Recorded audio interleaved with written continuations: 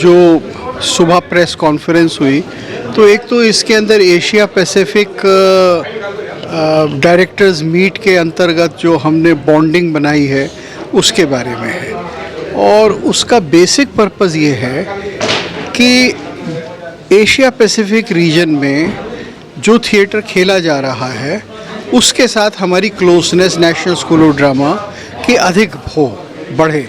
अब ये सच्चाई है कि इन मुल्कों में जैसे वियतनाम हुआ या जापान हुआ या मंगोलिया, चाइना, इन सब में जो नाटक, नाट्य, थिएटर, परफॉर्मिंग आर्ट्स हैं, ये वास्तव में भारत के एक बहुत बड़े प्रभाव में बढ़ी हुई हैं।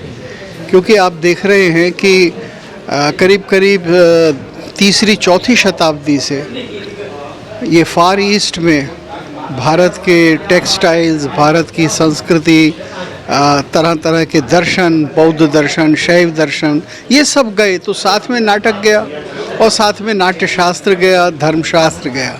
तो इनके साथ हमारा प्राचीन काल में भी क्या संबंध रहा है और आज भी इनकी कला में कितना वो विद्यमान है और कैसे वो मॉडर्नाइज हो रहे हैं, नया कर रहे हैं और हम कर रहे हैं, उसके बारे में था जी। और दूसरा तो रेपर्टरी के बारे में था, जो आपको दिया गया कि 60 वर्ष हो गए हैं रेपर्टरी के, तो अब हम ये दिखाना चाहते हैं कि 60 वर्ष में क्या अचीवमेंट रही, उसमें कितनी विविधता है, कितने प्रकार के हैं और कितने अच्छे अच्छे लोगों को हमने यहाँ ट्रेन किया जिन्होंने बाहर दुनिया में जाकर बहुत नाम किया है।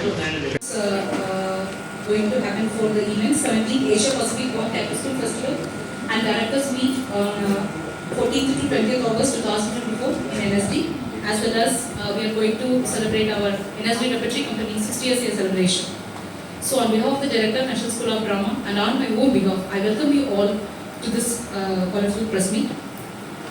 I request Director Mr. Chitran Tripathi ji and Mr. Pradeep Kaur Mohanty ji and Professor Bharat Gupta, Vice Chairman NSD Society, and Mr. Shantanu Bose, Dean, and Kadir Shah, CP in charge and Assistant Professor, and Mr. Rajesh Singh, Repertory Chief, to join with us in the dais to address the press.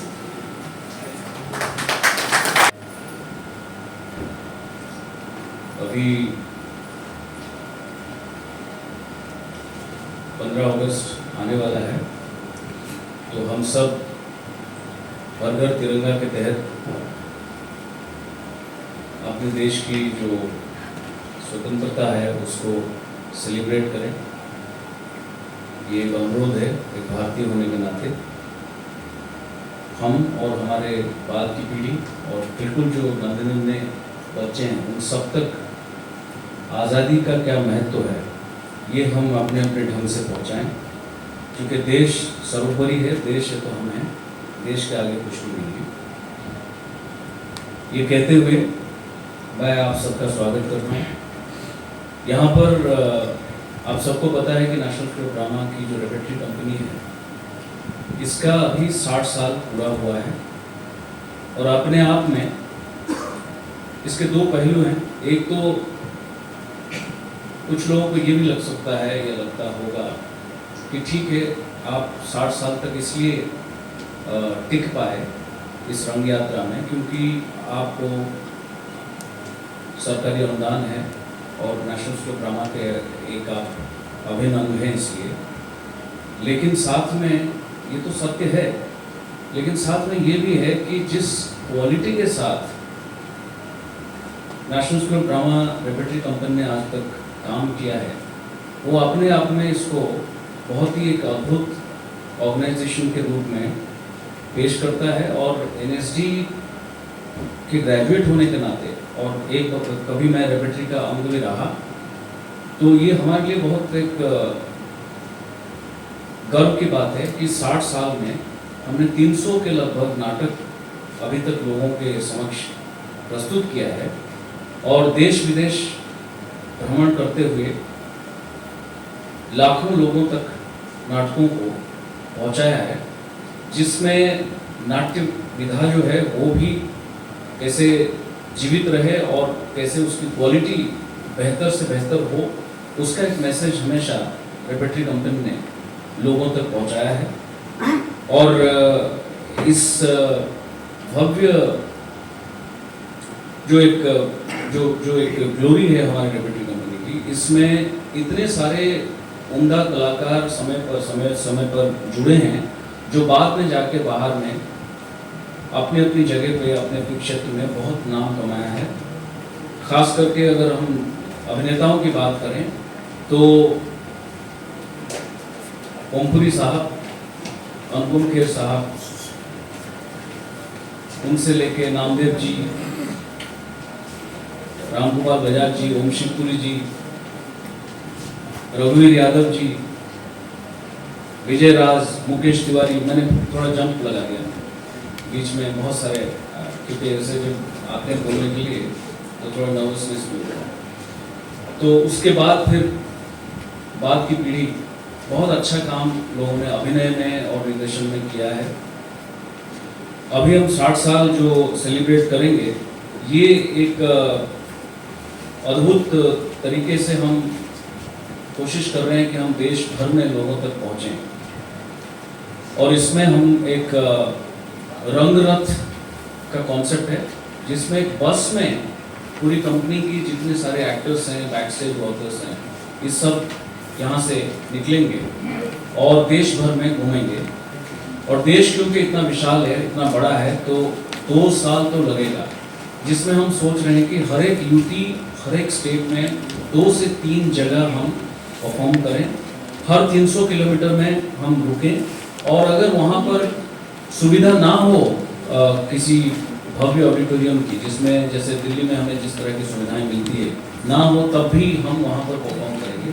और वहाँ के जो स्थानीय कलाकार हैं या रंगकर्मी हैं, उनके साथ एक 3 दिन का निःशुल्क वर्कशॉप रेपेट्री कंडक्ट करेगी। और फिर आदान प्रदान होगा आइडियाज़ का, भाव का, स्नेह का, और साथ में बैठकर खाना खाने का एक कार्यक्रम भी है। जब हम खाने पे मिलते हैं लोगों के साथ, दिल कुछ और ज़्यादा जुड़ता है। तो इस तरह से कुछ हम सोच के चल रहे हैं। 23 तारीख को यहाँ पर शुरू करेंगे, 23 अगस्त को, और 9 सितंबर है वो 10 नाटकों का 2-2 शोज होंगे। और उसके डिटेल में राजेश जी बताएंगे, जो रेपेट्री के चीफ हैं। और उसके बाद फिर बॉम्बे, बेंगलोर, कोलकाता, ये सब शहर में तो जाएंगे ही, साथ में जो टियर 2 शहर हैं या टियर 3 शहर हैं, वहाँ भी हम लोग जाएंगे। इसका कारण ये है कि जो घर घर थिएटर पहुँचाने का जो मुहिम नेशनल स्कूल ऑफ ड्रामा ने अभी उसका बीड़ा उठाया है, उसमें रेपेट्री का बढ़ चढ़ के एक बहुत बड़ा हिस्सा होगा, बहुत बड़ा एक ड्यूटी होगा। और रेपेट्री हर जगह जाके अपने रंग कर्म के माध्यम से लोगों से जुड़ने की कोशिश करेगा। ये बाकी प्रेस रिलीज में बाकी डिटेल्स हैं, ये सब हम अभी करेंगे। और साथ साथ हम जहाँ जहाँ बॉर्डरिंग नेशंस हैं, वहाँ जब जाएंगे, जैसे अगर मान लीजिए काठमांडू जाना हो, तो भारत में उस तरह से हम प्लानिंग कर रहे हैं। बॉर्डरिंग कोई शहर में हम गए और वहाँ से हम काठमांडू चले गए। सिमिलरली ढाका के लिए सोचा था, होपफुली जाएंगे अवश्य। अभी तुरंत तो नहीं होगा, शायद 1 साल में होगा या 2 साल में होगा। सिमिलरली श्रीलंका और फिर भूटान, ये सब जो बॉर्डरिंग नेशंस हैं वहाँ। और साथ में हम लोग सोच रहे हैं, कोशिश कर रहे हैं कि कैसे हम यूरोप में भी जा पाएँ, अमेरिका में भी जा पाएँ, north and south America both, और फिर डाउन साउथ ऑस्ट्रेलिया वगैरह में जाने के लिए एक प्रचेष्टा है, प्रयास है। उसमें बहुत सारा धन चाहिए जो हमारे पास नहीं है, लेकिन सबसे बड़ा धन हमारे पास ये है कि विल पावर, जिसको लेकर हम सब चल रहे हैं। हमारे तमाम जो आर्टिस्ट हैं, जिस तरह के डेडिकेशन के साथ वो लोग काम करते हैं, जिस तरह की डेडिकेशन के साथ रेपेट्री पिछले 60 साल से काम करता आया है, वो हमारा एक्चुअल पूंजी है, एक्चुअल धन है। तो वही धन लेके हम आगे बढ़ रहे हैं। और होपफुली जो सपना आज हम देख रहे हैं वो ज़रूर पूरा होगा। वो 2 साल के बाद फिर से जब हम एक प्रेस कॉन्फ्रेंस करके आपके समक्ष आएंगे, तभी हम बता पाएंगे कि जो सपना देखा था कहाँ तक पूरा हुआ। और सपने जो होते हैं वो दे आर लाइक, जैसे वो कहते हैं ना, ग्लास इज ऑलवेज एम्प्टी और हाफ एम्प्टी और हाफ फुल। सो हमारे फील्ड में glass will always be half empty half full, क्योंकि आप जितना आगे बढ़ेंगे आप अपना स्टैंडर्ड उतना स्ट्रेच करते हैं। सो ये कह देना कि हाफ एम्प्टी उसको देख के निराश हो जाना, उसका कोई मतलब नहीं है। हाफ फुल है वही पूंजी है। तो जैसे हम देश भर में 60 साल में बहुत भ्रमण किए हैं, शायद ऐसे बहुत सी जगह हैं जहां हम नहीं जा पाए, तो वहां हम जाएंगे। जाने के बावजूद भी इतना विशाल देश है, सब जगह तो नहीं जा पाएंगे 2 साल में। तब भी कोई कहेगा हाँ तो आप आए थे Madhya Pradesh for an example, आप तो 3 शहर 4 शहर आप आए, वहाँ नहीं आए, वहाँ नहीं आए, वो भी होगा। लेकिन जब हम 1-2 शहर में लगातार जाते थे, अब हम 5 शहर में जाएंगे। इस तरह से एक प्रयास है। और इसके डिटेल्स जो है वैसे तो उसमें है अपने जो हम प्रेस रिलीज दे रहे हैं, लेकिन फिर भी राजेश सिंह जी जो कि रेपेटरी चीफ हैं अभी, मैं उनको अनुरोध करूँगा कुछ इन्फॉर्मेशन वो आपको दें ताकि सहूलियत होगी। इसको आप जैसे हमेशा आप लोगों ने साथ दिया है नेशनल प्रोग्रामा का, आप अपने लेख के माध्यम से अगर लोगों तक पहुँचाएंगे तो अधिक से अधिक दर्शक भी जुड़ेंगे और हमें प्रोत्साहित भी करेंगे। और जो सोच के ये रंग कर्म हम 60 साल से करते आ रहे हैं, उसमें और उत्साह मिलेगा आर्टिस्ट को भी हमारे इंस्टीट्यूशन में। राजेश जी आप आए कृपया। मंच पर आसीन सभी आदरणीय और आप सभी को मेरी तरफ से बहुत बहुत आभार, और मैं दिल से हार्दिक आभार व्यक्त करता हूं कि आप सभी इस मौके पे यहाँ पे उपस्थित हुए हैं। बाकी जानकारी आपको मिल ही गई। मैं रेपेटरी से संबंधित जो ये 60 साल का सफ़र जिसे हीरक जयंती के नाम से हम बुला रहे हैं और उसको सेलिब्रेट करने जा रहे हैं, अगले लगातार 2 सालों तक ये कार्यक्रम चलेगा। देश ही नहीं विदेश में भी हमारी अप्रोच है कि हम बाहर भी जा करके इस नाटकों को प्रदर्शन कर पाए। फिलहाल इसकी शुरुआत हम दिल्ली में 23 अगस्त से कर रहे हैं और 23 अगस्त से 8 सितंबर तक ये नाटकों का सिलसिला समारोह यहाँ चलेगा। इसमें सिर्फ नाटक ही नहीं होंगे, साथ साथ यहाँ हमने सेमिनार टॉक का भी आयोजन किया है इस फेस्टिवल के दौरान, क्योंकि उसका कारण ये भी है कि रंगमंडल जो अपने 60 साल के सफ़र में जो महसूस किया है, जो जर्नी तय किया है, और उस दौरान जो बहुत सारे विशेषज्ञ, बहुत सारे प्रतिष्ठित रंगकर्मी, चाहे वो शुरुआत के दौर के लोग हों उस जनरेशन के या आज के जनरेशन से, तो उनके बीच में एक कड़ी बने और वो एक कड़ी आज के जनरेशन, आज की ऑडियंस के समक्ष भी वो एक बात साझा हो पाए। इसीलिए हमने एक शेड्यूल तैयार किया हुआ है जो हम जल्द ही आपको साझा कर पाएंगे कि किस किस दिन कौन कौन से टॉक या सेमिनार आयोजित किए जा रहे हैं, जिसमें रंगमंडल से संबंधित पहले दिन जो टॉपिक होगा उसमें रंगमंडल की स्थापना, उसकी अवधारणा और उसके क्या कंसेप्ट थे, कहाँ से इसकी शुरुआत हुई और किस दिशा को लेकर के आगे बढ़े और आज हम कहाँ तक पहुँचे हैं, उस पर बातचीत होगी। फिर कुछ टॉक हैं जिसमें आप जितने भी डायरेक्टर्स रेपेटरी में रहे उनका क्या अप्रोचेज रहे रेपेटरी में काम करते हुए, वो किस तरीके से नाटकों को उन्होंने बनाया और उसमें भारतीयता को किस तरीके से उन्होंने देखा। यही पर्सपेक्टिव अभिनेताओं के रूप में भी लाया जाएगा। तो कुछ अभिनेता भी टॉक करेंगे इस बात पे, और इसमें हर जनरेशन के एक रिप्रेजेंटेटिव रहेंगे उस तरीके से। चूँकि 60 साल में जाहिर सी बात है कि सैकड़ों आर्टिस्ट यहाँ से निकल करके गए हैं, तो सभी को एक ही सेमिनार में एकोमोडेट करना भी मुश्किल है। तो हमने इसको अलग अलग विभागों में बांटा भी है कि हम जहाँ भी जिस शहर में जाएंगे, जिस शहर में ये सेमिनार करेंगे, फेस्टिवल करेंगे, वहाँ पर भी हम इस तरह का सेमिनार आयोजित करेंगे। और वहाँ पर जो रेपेटरी से संबंधित जो भी कलाकार, डिज़ाइनर, आर्टिस्ट, डायरेक्टर उस एरिया में रहे हैं, हम उनको वहाँ पर इनवाइट करेंगे और वहाँ पर उस सेमिनार को कंडक्ट करेंगे। साथ ही साथ डायरेक्टर महोदय ने बताया कि इस फेस्टिवल के दौरान जिस भी जगह पे हम काम करेंगे, शो कर रहे होंगे, वहाँ के लोकल ग्रुप्स को हम अपने साथ जोड़ेंगे, आर्टिस्ट को जोड़ेंगे और उनके साथ रेपेटरी के कलाकारों द्वारा और कुछ विशेषज्ञों द्वारा वहाँ पर एक मास्टर क्लास या इंटरेक्टिव सेशन इस तरह आयोजित किए जाएंगे, ताकि सिर्फ रंगमंच उस तरीके से सिर्फ नाटक आए देखे ही न रह जाए, एक उसका और एक मीनिंग निकल करके आए और लोगों तक एक और उसकी गहराई पहुँचे और रंगमंच अपने उद्देश्य को और सार्थक तरीके से प्राप्त कर सके। इसी सिलसिले में हमारे बहुत सारे टूर प्लान हैं आने वाले समय में, जिसकी बहुत ज़्यादा जानकारी मैं समय के अभाव के कारण नहीं दे पाऊंगा, लेकिन कुछ मैं बता दूं कि अभी 23 से 8 सितंबर जो हमारा यहाँ पे शुरू होगा, उसके जस्ट 2-3 दिन बाद हम ग्वालियर में, मध्य प्रदेश में हम नाटकों का एक समारोह करने जा रहे हैं, और फिर ग्वालियर से हम जयपुर की तरफ मूव करेंगे। ये सितंबर में हमारा ये प्रोग्राम रहेगा। अक्टूबर में हम बिहार के लगभग 4-5 शहरों में प्रदर्शन करेंगे।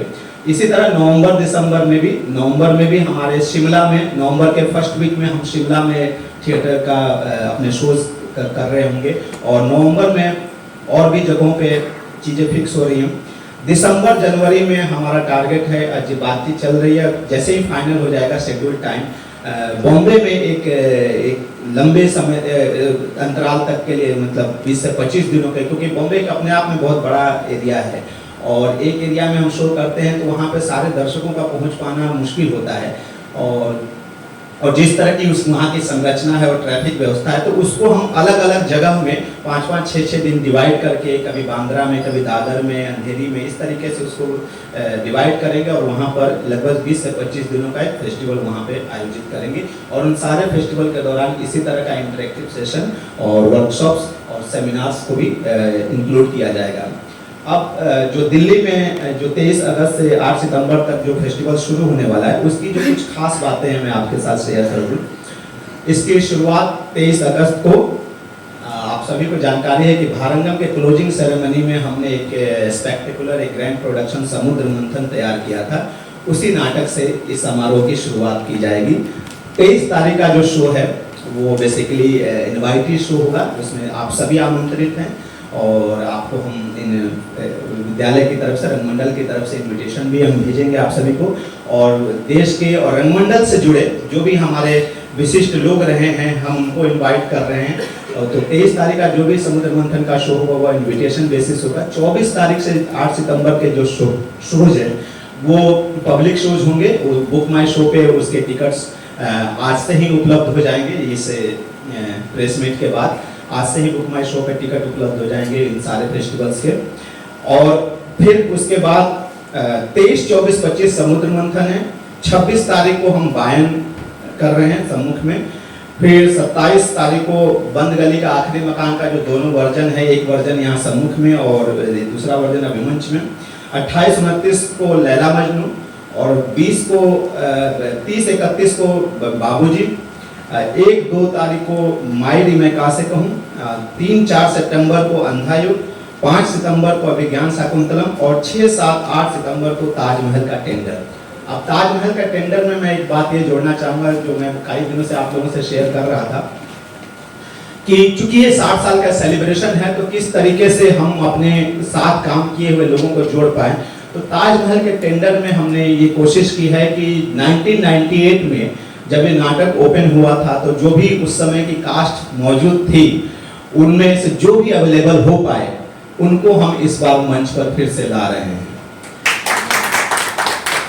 तो आप समझिए कि लगभग 25 साल का अंतराल के बाद जाहिर सी बात है बहुत सारे लोग हमारा साथ छोड़ गए, हम उनको नमन करते हैं, लेकिन जो आज हमारे साथ हैं और देश के अलग अलग हिस्सों में, फिल्मों में, टीवी में या रंग जगत में एक प्रतिष्ठित नाम के रूप में मौजूद हैं, उनमें से जिन लोगों ने भी अपना समय दिया उनकी अपने शेड्यूल में से निकाल करके, तो उसमें मैं कुछ नाम आप लोगों के साथ साझा शेयर करना चाहूँगा। श्रीवर्धन त्रिवेदी जो गुप्ता जी का रोल करते हैं ताजमहल का टेंडर में, वो हमारे साथ होंगे। कविता कुंद्रा जो अभिनेत्री का रोल करती हैं उसमें। राजेश शर्मा जो उसमें भैया जी का रोल करते हैं वो आ रहे हैं, और साथ ही ब्रजेश जी जो उसमें पॉल्यूशन अधिकारी है उनका रोल अदा करते हैं।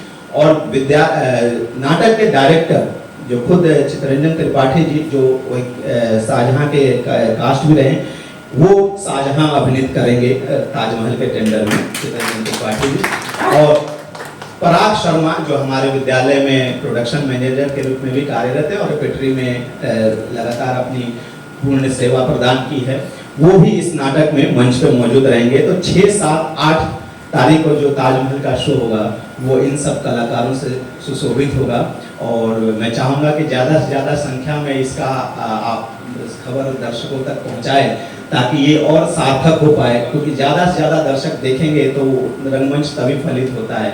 अगर इसी के साथ मैं अपनी बात को विराम देता हूँ यहाँ पर, और आप सभी का बहुत बहुत आभार। तो इसको लेके कारण ये है कि लोगों को जो भागीदारी है लोगों का समाज में वो और हो। दूसरा जो हम देखते हैं कि कोई अगर टेलीविजन में बहुत बड़ा काम भी ना किया हो, थोड़ा थोड़ा भी कुछ किया हो, वो अगर आके मंडी हाउस में कोई प्ले लेके बॉम्बे से आते हैं, वहाँ 3-3 हज़ार रुपये में टिकट दे के लोग जाते हैं। लेकिन मैं यकीनन ये कह सकता हूँ with all due respect to all the artist, क्योंकि आर्टिस्ट है, लेकिन यहाँ जो तपस्यारत आर्टिस्ट हैं ये जब एक्टिंग करते हैं बहुत अच्छा करते हैं, बहुत ही बेहतर करते हैं। और रेपेट्री के आर्टिस्ट जो हैं इनका जो हार्डवर्क है वो ऐसा है कि कई बार ट्रैवलिंग के साथ साथ शोज करना पड़ता है, कोई छुट्टी नहीं, कुछ भी नहीं, इतना थका हुआ होता है कलाकार। लेकिन आप जब उनको मंच पे देखते हैं आपको नहीं पता कि वो अभी निकले हैं, 4 दिन से ट्रैवल कर रहे हैं और आके शो करके चले गए। एक तपस्या के तहत ये काम करते हैं। तो हमें लगा कि थोड़ा सा पैसे में थोड़ा सा हम बढ़ाएं सम्मान के लिए। उस पैसे से कोई सोचे कि हम प्रॉफिट कर रहे हैं या एनएसडी प्रॉफिट कर लेगा या रंगमंडल पूरी तरह से स्वतंत्र हो जाएगा फाइनेंशियली, ये झूठ है, ये अफवाह अभी फैलेगा। लेकिन उससे पहले, क्योंकि प्रेस एक इतनी बड़ी चीज़ है, अगर प्रेस के मित्रों को मैं ये पहले से बता दूं तब ये अफवाह आएगा तो इनको पता होगा कि ये ऐसे ही, क्योंकि कोई भी बात होती है, बात को मज़ा आता है। आजकल फेसबुक पे लिख के आप कुछ भी कर सकते हैं, अच्छा है, स्वतंत्रता बहुत है, लेकिन स्वतंत्रता एक जिम्मेदारी के साथ होना चाहिए। उसके तहत मैं ये कह रहा हूँ कि हमने जो 1000 रुपये तक की टिकट का सोचा है, 900 रुपये तक का टिकट सोचा है, तो 500 की जगह हाईएस्ट टिकट जो है 900 रुपये, लेकिन वो 900 से लेके 200 तक का रेंज है। सो ऐसा नहीं कि सारे लोग 900 रुपये में आएंगे, बट थोड़ा सा सम्मान भी लोगों को चाहिए कि आप एक टेलीविजन में करने वाले को 3000 रुपये देते हैं और यहाँ पर जिन्होंने जीवन को पूरी तरह से उत्सर्ग कर दिया है, तो ये एक चीज़ है। और इससे आगे इसको कोई ना पढ़े, क्योंकि जिस तरह का खर्चा है हमारे प्रोडक्शंस में वो तो शायद ही हम भरपाई उसको कर पाएंगे। और दूसरी बात ये है कि ये जितने सारे प्रोडक्शंस होंगे, जहाँ जहाँ एनएसडी रेपेट्री से संबंधित लोग हैं, जिस भी शहर में होंगे, उन सबको हम वहाँ पर सम्मानित भी करेंगे। और बैक स्टेज के लोग, क्योंकि अक्सर मुझे लगता है कि there is no back stage, there is no on stage. On stage में एक्टर डायरेक्टर वो तो आके लाइमलाइट में रहते हैं और सारा का सारा श्रेय लेके चले जाते हैं, लेकिन बैक स्टेज के लोग जिनके बारे में हम बहुत ज़्यादा बात नहीं करते हैं, ये जो फेस्टिवल हम कर रहे हैं, 60 ईयर्स का सेलिब्रेशन कर रहे हैं, इसमें बैक स्टेज को हम कुछ खास एक हाईलाइट करना चाहते हैं और बैक स्टेज के लोगों को सम्मानित भी करेंगे। और वो लोग जो अभी इस दुनिया में नहीं रहे, उनको भी जब 23 तारीख को स्मरण किया जाएगा और उनकी आत्मा की सद्गति के लिए एक मिनट का प्रार्थना सभा भी रखा जाएगा। ये सब चीज़ें हैं। इससे पहले और ज़्यादा बोलने से पहले, जो अधिकांशतः सीटिंग की संख्या जो 200 वाली है वो ज़्यादा रखी गई है, 300 वाली भी ज़्यादा रखी गई है, 900 वाली मात्र 1 रो रखी गई है। तो उस तरह वो कंसिडरेशन भी रखा गया है कि हम सीटिंग जो है वो भार उतना ना पड़े, तो ऑप्शंस हमने खुल करके रखे हुए हैं ताकि सांकेतिक एक ही रो है 900 का, सांकेतिक, तो वो ये उस तरीके से तो उसको, और कई बार 900 पहले बढ़ जाता है। हाँ, ये और ये शुरू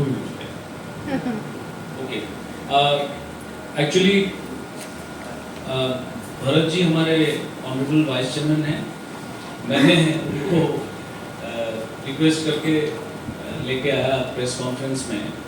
सो मैं एक आशीर्वचन के नाते भरत जी कुछ कहें, उसके बाद फिर हम आगे बढ़ेंगे। सबको नमस्कार। देखिए, ये बहुत ही उत्साह की बात है। षष्ठी पूर्ति व्यक्तिगत जीवन में भी होती है, हमारी भारतीय परंपरा है। 60 वर्ष में, और उसमें एक लेखा जोखा भी होता है कि क्या ज़िंदगी रही, और फिर आगे बढ़ने के लिए, और जो आदर्श है कि 100 साल जियो, तो उसके लिए है। तो आपको कार्यक्रम इत्यादि सब सूचना हमारे निदेशक और हमारे रेपर्टरी के प्रधान के द्वारा बताया गया। ये तो बहुत ही अच्छा कार्यक्रम है जो आगे के लिए एक दिशा देगा। जैसा कि कह रहे थे कि बहुत से उन शहरों में भी जाना है जिसमें अभी हम नहीं गए हैं, छोटे शहरों में। और मेरा अपना अंदाज़ा है कि कभी कभी छोटे शहरों में बहुत बढ़िया रिस्पांस मिलता है, हाउसफुल होता है। ऐसा नहीं है कि बड़े शहरों में ये होगा। और वहाँ से फिर हम उम्मीद करते हैं कि कल को अच्छे कलाकार यहाँ आएंगे, दाखिला लेंगे और स्कूल की तरक्की होगी। इसके अलावा देखिए, आपने षष्ठी पूर्ति कर ली तो वही जो पुरानी विचारधारा है, तो फिर आपको 70 वर्ष, 80 वर्ष, 90 वर्ष और 100 वर्ष, तो ये अगले हर 10 साल में ऐसा कार्यक्रम हो और ये विस्तार पूर्वक हो, भव्य भी हो और विस्तार पूर्वक हो, और स्कूल का उससे पूरी तरह से संवर्धन हो। एक बात मैं और कह दूं जो हम लोग डिस्कस करते रहे हैं कि एक ये भी धारणा है, ऐसा विचार बन रहा है कि रेपर्टरी का भी विस्तार किया जाए, क्योंकि आज जो कलाकार रेपर्टरी में हैं, जब वो परफॉर्म करते हैं, प्रयोग कर रहे हैं, तो उस समय उसमें लगे हुए हैं, तो नए नाटक की तैयारी नहीं कर सकते। अगर रेपर्टरी का नंबर दुगना हो तो कुछ लोग निरंतर अभ्यास और नए नाटकों का अभ्यास करके, तरक्की करके और उनकी तैयारी कर सकते हैं, और कुछ लोग निरंतर परफॉर्म कर सकते हैं।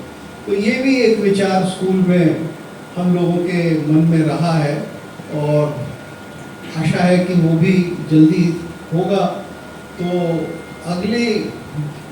अगले 10 वर्ष बाद जो मनाया जाएगा, तब उसमें दोनों प्रकार की रेपर्टरी होगी। इतना ही मुझको कहना है। ऑफिशियल सा शब्द है, इस पर नाम बदल के कुछ और मित्रता संबंधित कोई शब्द रखा जाए तो तब इसका नाम एशिया पैसिफिक बॉन्ड हुआ।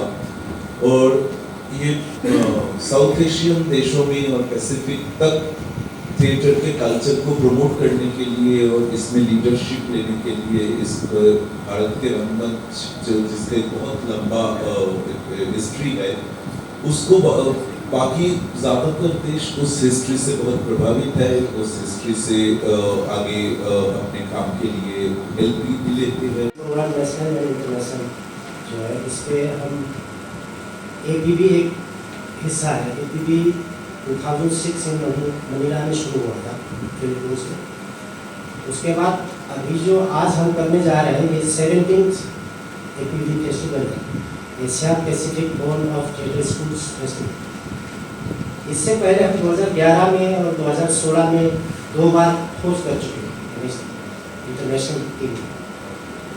और इसके अलावा एशियन थिएटर एजुकेशन सेंटर करके एक ऑर्गेनाइजेशन है, वो CP के अंदर हम मेंबर है।